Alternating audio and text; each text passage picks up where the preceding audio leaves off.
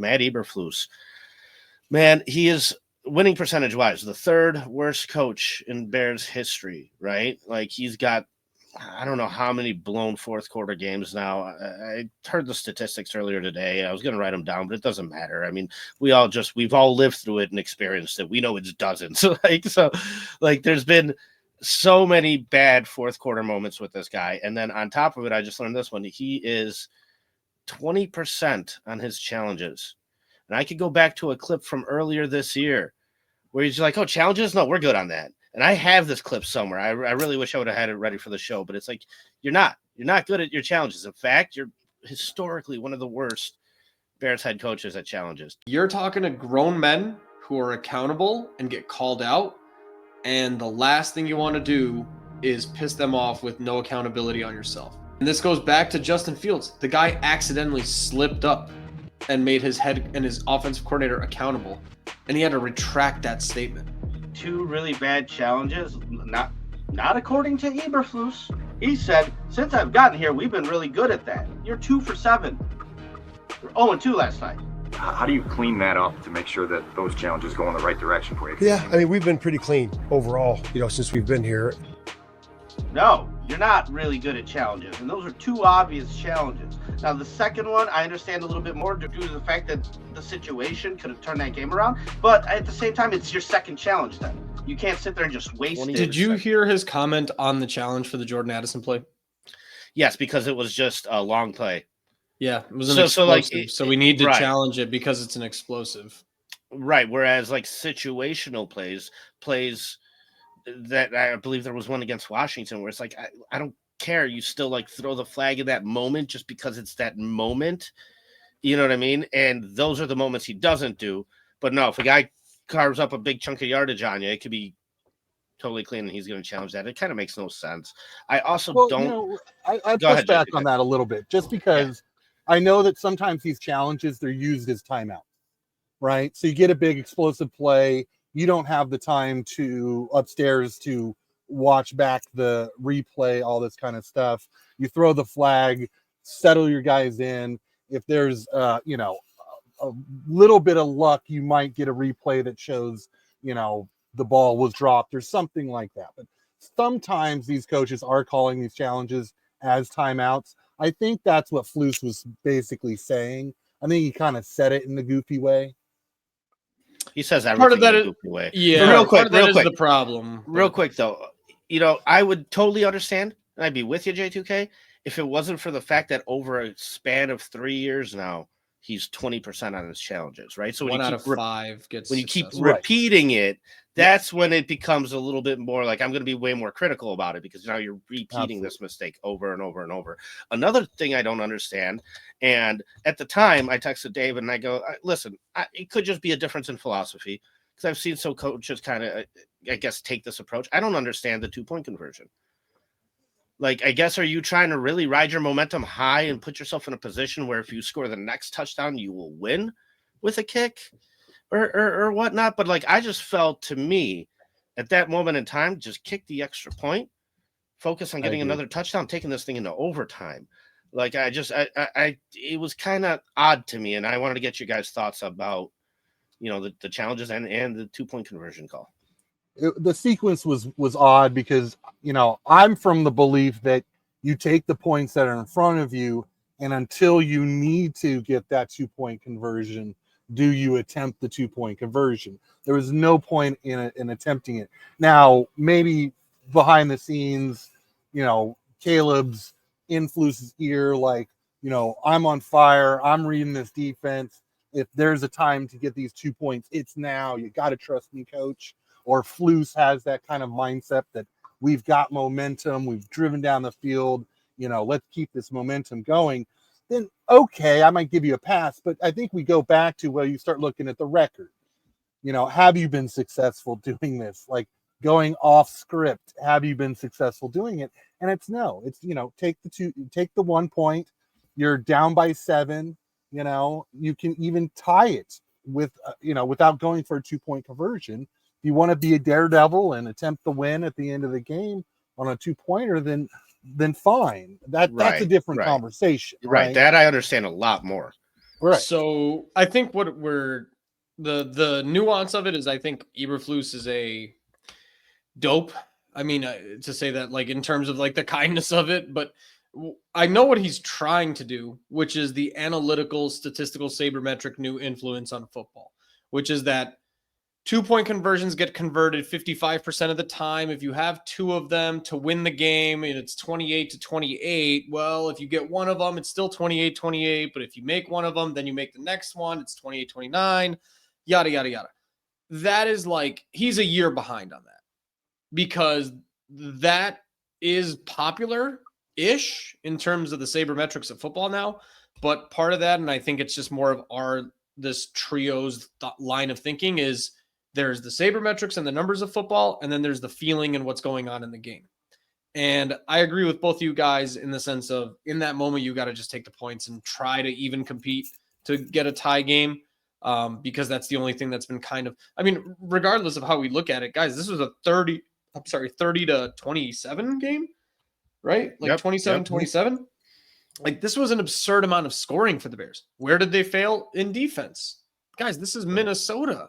Yes, they're a good offense in terms of Justin Jefferson and whatever, but Sam Darnold should not be scoring 27 points on a top 3 defense. It just shouldn't happen. So I get where he's going with it. I just think it was poorly executed and it makes him look even dumber.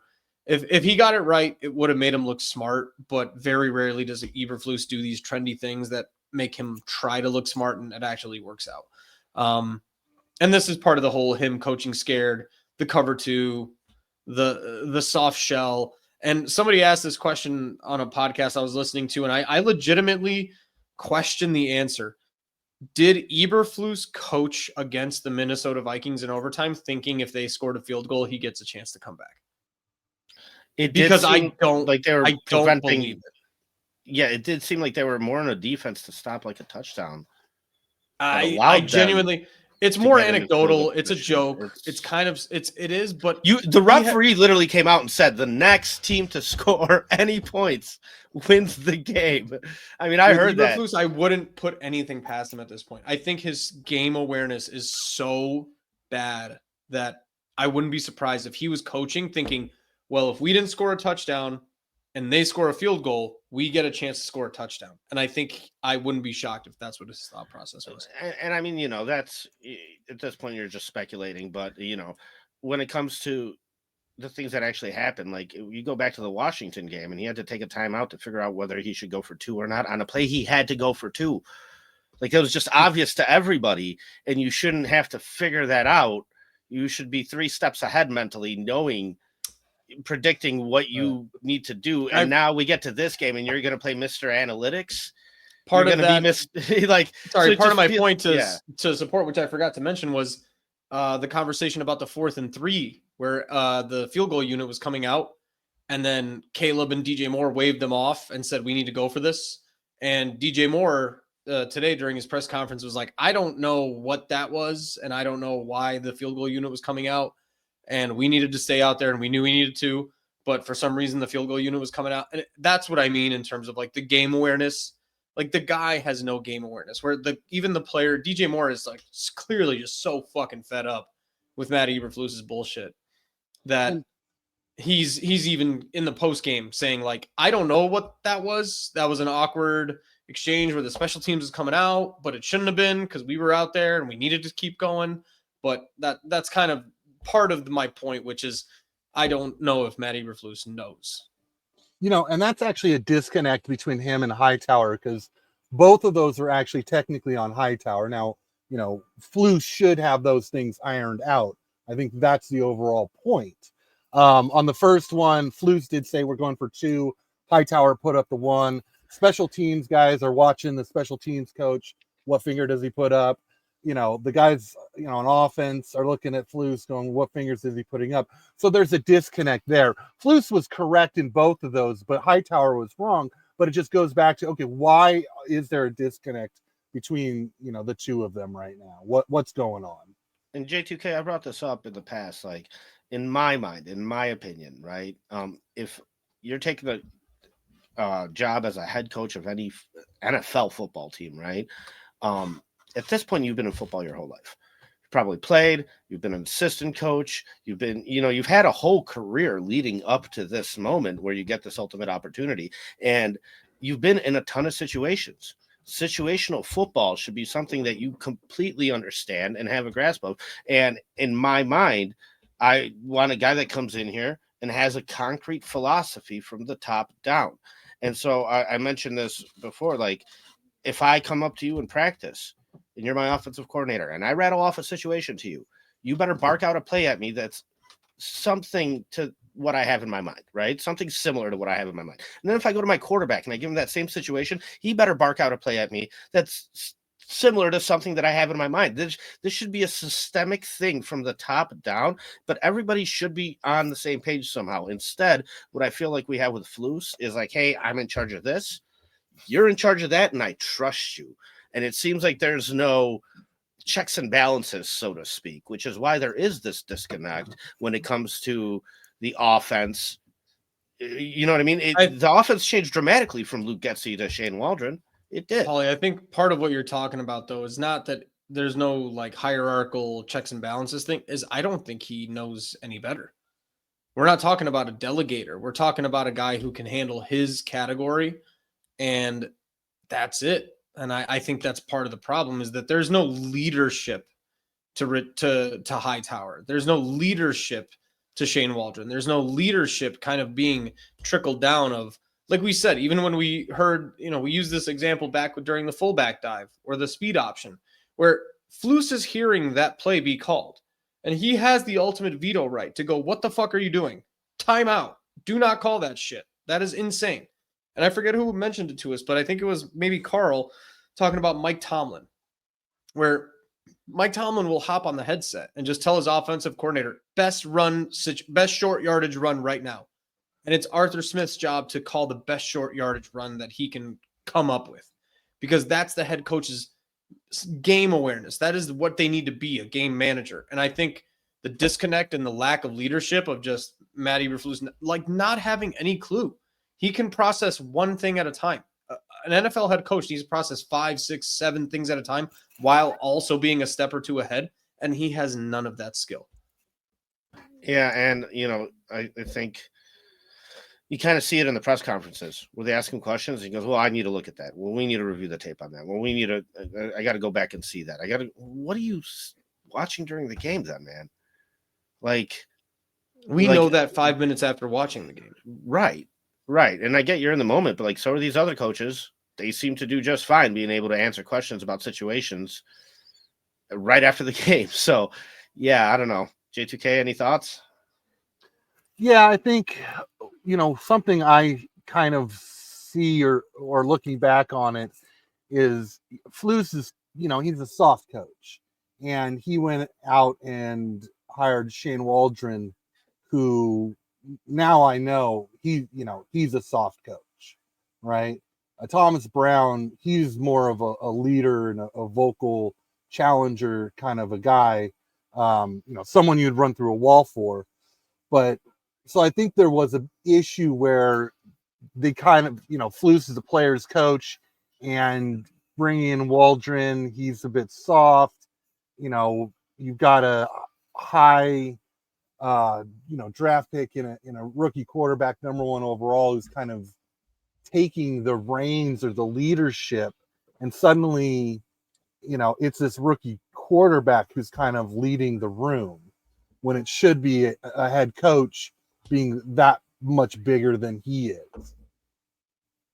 100%. I think part of that problem comes back, J2K, to literally week 1 of the season or week 2, where the players are begging for it. Please coach us harder. Right. It came out. That news is not something that comes out lightly out of NFL locker rooms. So for you to say it publicly is to the point where it's gone past the point of this has been, like we've all been with coworkers or, people who we're working with that, hey, hint, hint, hint, hint, this is what I need.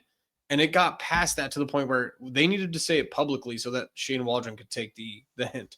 At this point, I was watching this game, and I feel like Keenan Allen and this team and the direction that this team goes in is always so disjointed, because I look at a player like Keenan Allen And I enjoy watching him. And I enjoy watching him make a cool play once in a while. But part of me just feels like, what a waste of a player in the NFL. This guy should be on a championship team somewhere. This guy should be on a team making a difference somewhere. And at this point, I watched him, and half the plays he was making were awesome and were like, only Keenan Allen can make that play. And then the other half of the plays were an absolute net negative. This guy is too old. This guy is not a player that you should be partnering with, like a rookie quarterback, to try to develop him. And I ended up with the game like 51-49% wise, where he's a net positive for this team.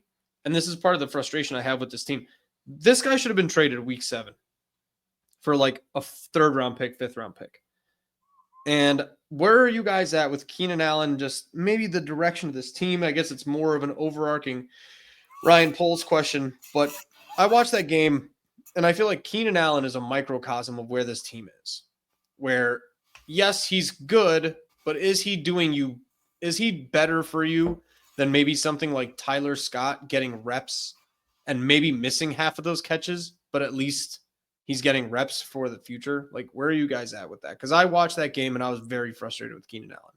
Well, where I'm at with Keenan, I think you summed it up pretty well, the 51-49 net positive, because there are plays that he makes that are great, and how he gets off the line quickly and how he knows how to settle down and into zone coverages. And at times he looks like his old self, but you can see that percentage of his old self is very little in who he is now. He's lost a ton of speed. He just doesn't look like the guy he was with the Chargers. I mean, only a few years ago, 2 years ago, Keenan looked much faster.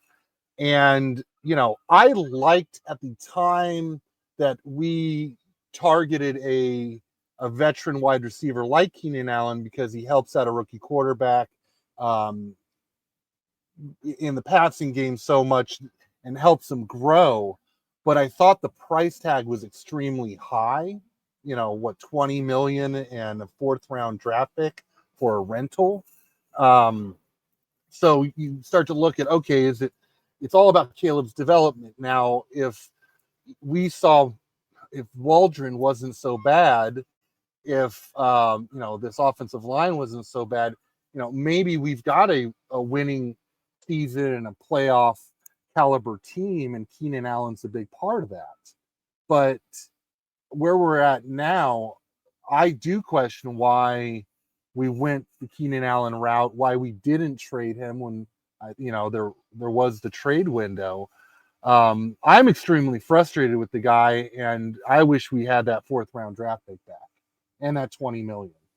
Yeah, it was a very high price to pay. And I think that's part of the issue is they're trying to sit there and they're trying to get their value out of it, right? Like, because we spent so much on you financially and draft capital wise, we need you out there as wide receiver number 2, right? Where the right thing to do would have been to start off the season by leaning on him a little bit, but then make this progression where Rome Odunze takes that spot.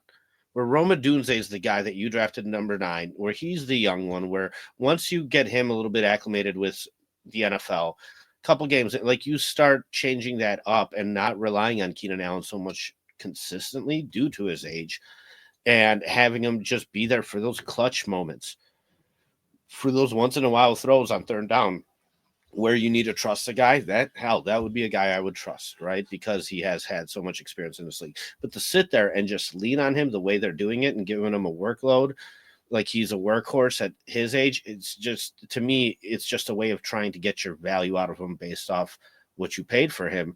And once again, I talk about situational football. You're just not using him situationally correct. And so I think it's mismanagement of the roster, in my opinion. And so whether he should have been traded or not, okay, based off how it went, sure, I could entertain that discussion. But in my opinion, the initial move, the idea was there, but then it was just mismanaged and poorly executed throughout those first 7 weeks to get it to a point where we're at now. I don't know, David, what do you think? Yeah, I pretty much made my points. The only additional things I would say is that the other part of it is that the things that we brought him here for are not what he's doing. He's not reliable on these quick hot reads. He's dropping balls when he should be a short yardage expert, and we're misusing him. And the way that the wide receiver market went in the trade deadline, when DeAndre Hopkins is going for a second round pick, easily Keenan Allen could go for a third, and he could be a useful player for a team like Baltimore or Buffalo or Kansas City or Philadelphia even, right? Who, after their top two receivers, are just absolutely depleted. So that's why I don't understand this. This team is always in this mode where they plan for the future and the past simultaneously, right? Or the present and the future. And a guy like Tyler Scott or even DeAndre Carter, to me, I don't think they're going to do as good of a job day to day as Keenan Allen. And maybe you don't want to get rid of that locker room presence, but I don't know. I can't see that it's that much of a drop off. If you're getting 75% of Keenan Allen from Tyler Scott and Caleb ends up with 275 yards instead of 330, I'm almost okay with that if Tyler Scott looks like a piece that you want to use next year, as opposed to the 2 snaps that he's taken this entire season. I was going to say, but the reality is he is not. I'm looking at the stats. I can't find a single stat on Tyler Scott. So yeah, you're right. I believe there's only 1 or 2 snaps he's been in the entire season. This last game, he was a scratch. He was inactive. So now, if you're going to say, oh, well, we wasted a 4th on Keenan Allen. Well, in addition, you're also wasting another 4th because of Keenan Allen. So you're actually down 2. Yeah. And it's hurting you more than it's helping you for sure. So this goes into my next question for you guys. And at what point is this season a next year season? And are we there yet? And where are you guys at with that part? Because that kind of leads me into, I personally have already started planning for next season. Keenan Allen, that's my thought process behind that. The Tyler Scott situation and where we're at with Flus and the rest of the team. Are we still playing for this year, or are we looking forward to next year? And are we starting to do things based on next year, or are we still trying to win? Yeah, that's a good question. So, is Flus in there still trying to win every game? Yes, I believe he is. I think once you get closer to being completely mathematically eliminated from the playoffs, I'm not sure if we're there yet. We actually might be pretty close. I think we had a 4% chance going into that game, so we might be. Let me try and look that up. Right.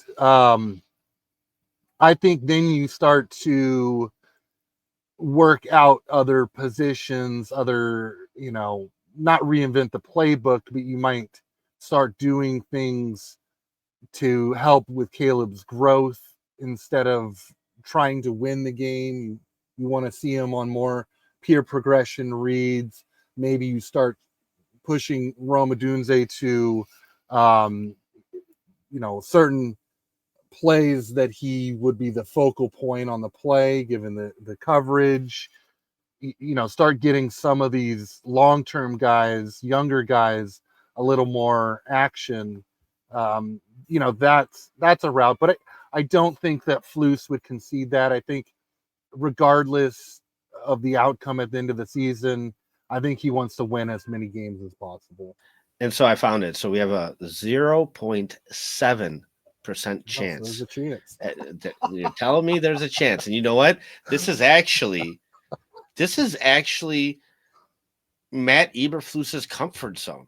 If there's ever a 99.3% chance that something will happen and the other thing happens, that screams Matt Eberflus to me. So I'm sure he's like, yeah, this is exactly where I want to be. I'm gonna pull this one off, boys. Yeah, I've had 0.5 staring me at the face before, and I came out on top.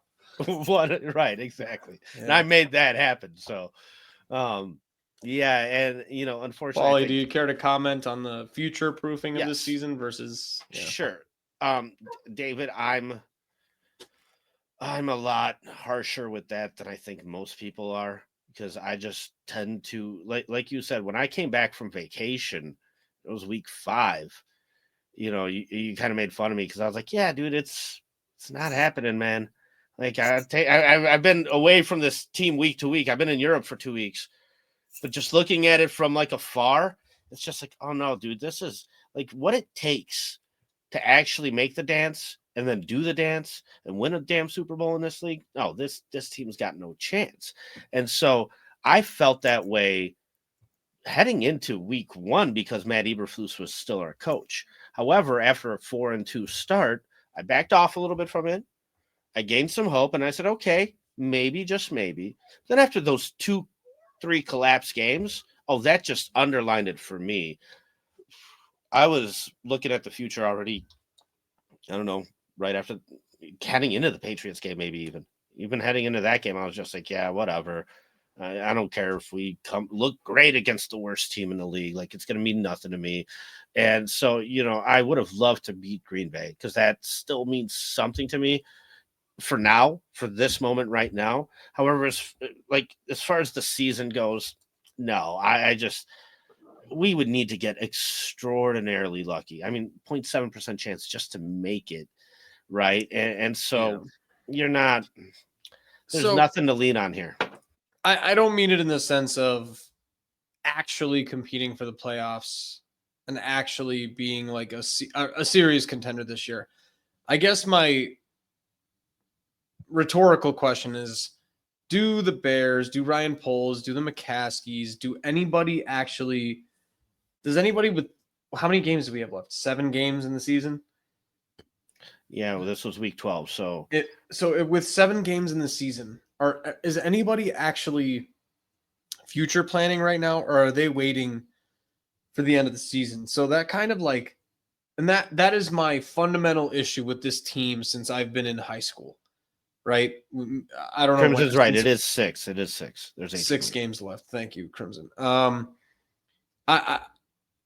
It's a team that can't plan for the future really, really well, I feel like, and it's part of the problem as a franchise. And this is where my ownership argument comes back into play. Sorry, Paulie, but like it's a team where, in my mind, and here's my controversial hot take opinion of the week.